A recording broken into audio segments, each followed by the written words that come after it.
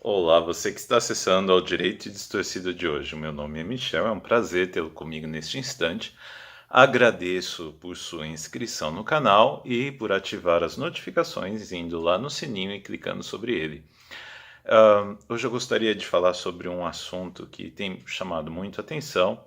Eu já discorri sobre isso alguns vídeos atrás, que era sobre a questão do binarismo e do maniqueísmo que podem ser usados para manipular as pessoas, a massa de pessoas, num sentido desejado.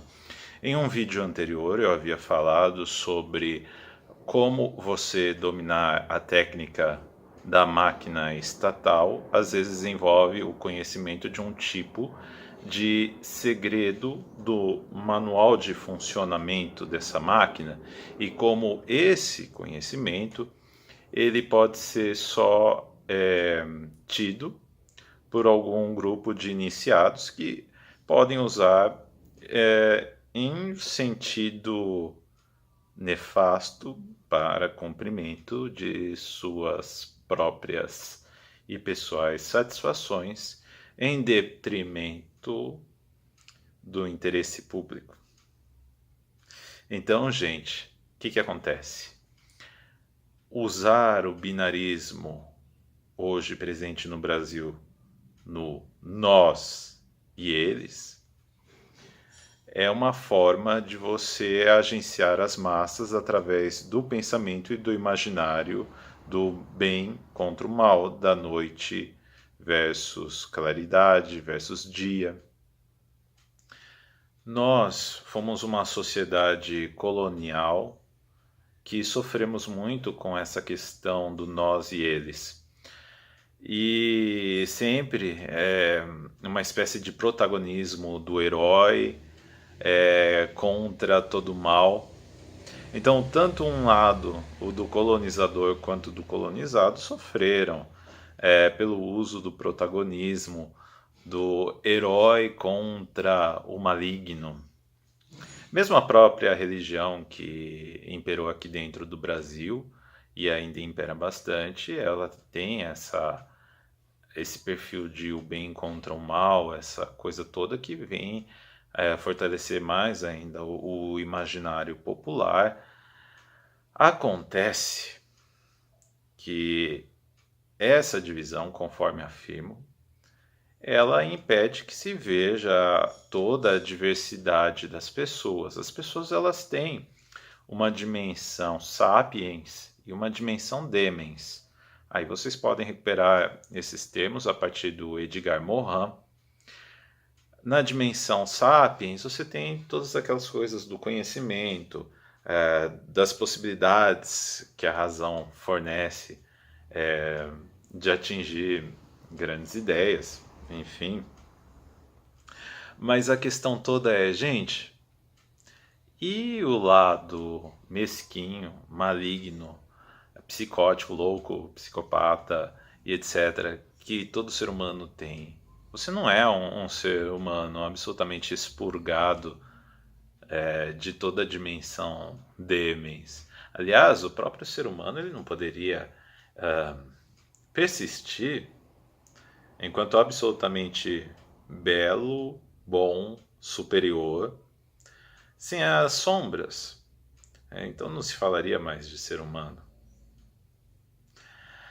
Gente, só que o que acontece? A grande ilusão é vender esse perfil como palpável, desejável para todos. Ou seja, você vai viver num protagonismo da luta do herói contra o mal.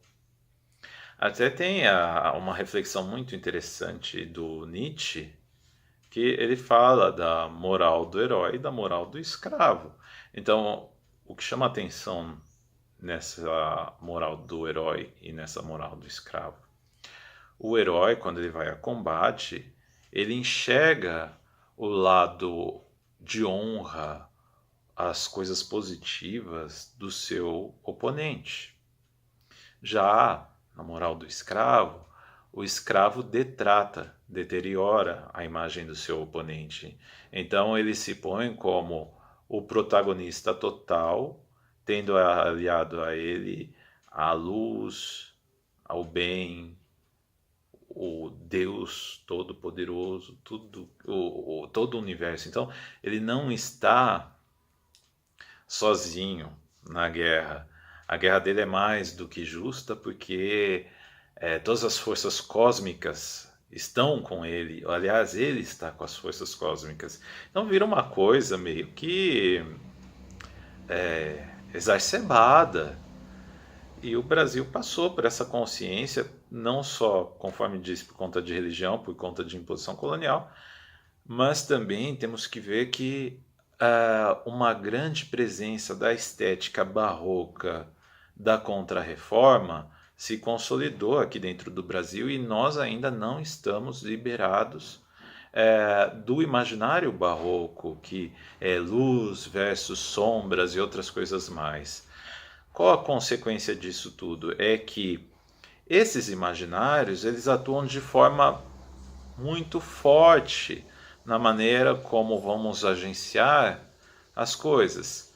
Aí, em termos de eleições, ficamos divididos nesse binarismo e não conseguimos sair dele, porque tudo é agenciado no sentido de usar esse binarismo.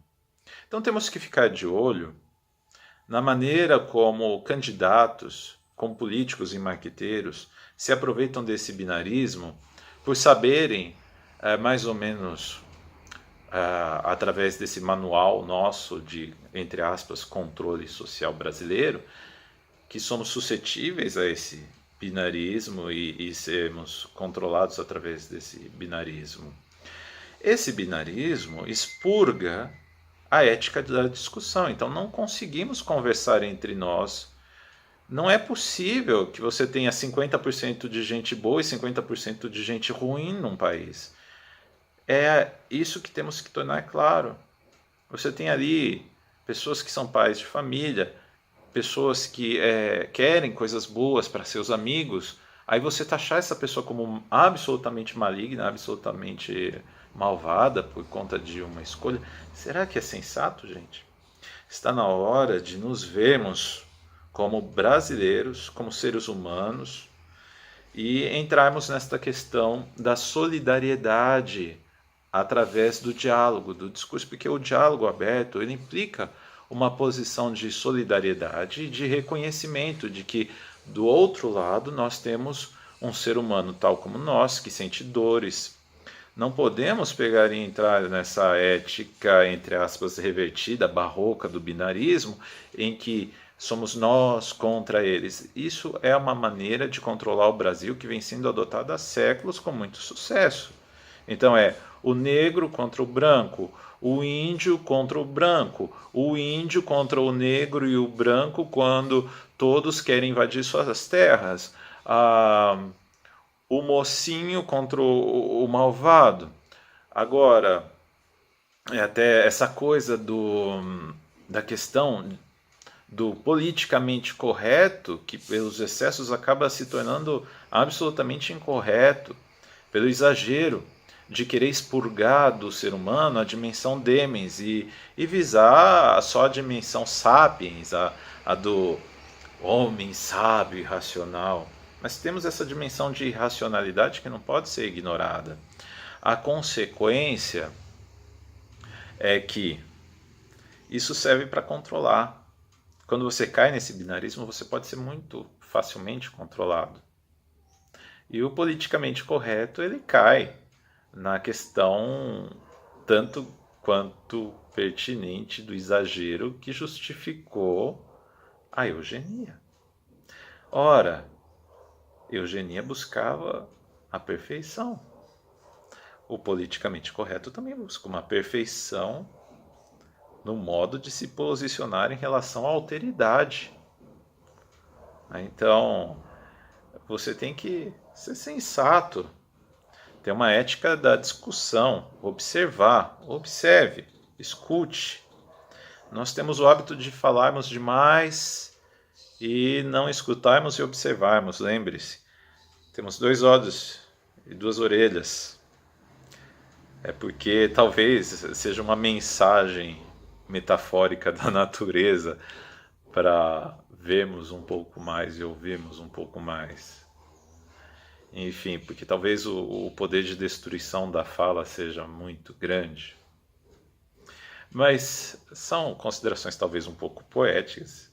Todavia, cabe pensar nessa maneira como estamos divididos e polarizados como um imaginário colonial que se transformou numa espécie de maquinaria que permite o controle de nossa sociedade brasileira, de nós enquanto massa, porque toda vez que alguma coisa acontece, basta polarizar o povo brasileiro, tá? Então, também sofremos essa polarização em outros setores.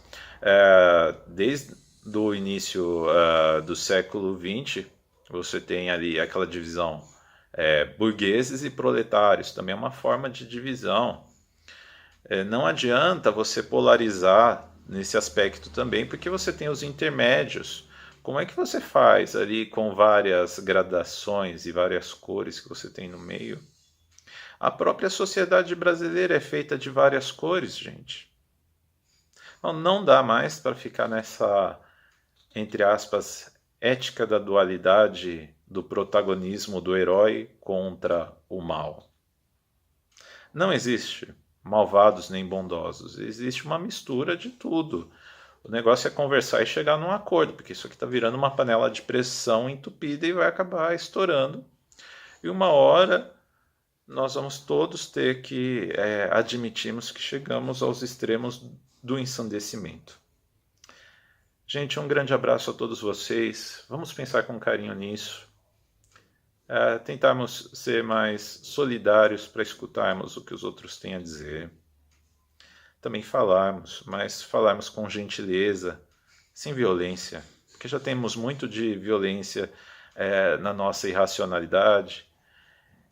Não podemos também pensar que vamos nos tornar castrados dessa dimensão demens, mas ter autoconsciência da existência dela, não forcluí-la, ajuda a ter um convívio social melhor, a ser mais compreensivo. Enfim, até a próxima.